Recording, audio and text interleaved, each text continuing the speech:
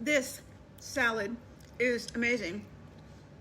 Habanero tomatoes, spinach, pistachio, cashew, cilantro, ginger, seasonings and spices. Let's make it so good.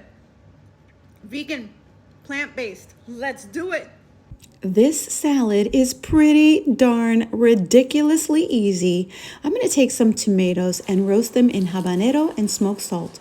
While that's roasting, I'm going to cut up some spinach. So my vegetables today will be 10 ounces of spinach and tomatoes. Pretty easy.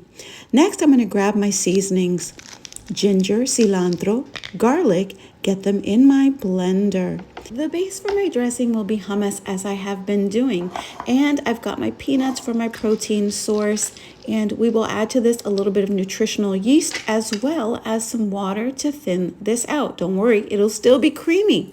While that's blending up, I'm going to crush some pistachios for my crunchy topping, and then we are going to build this baby up.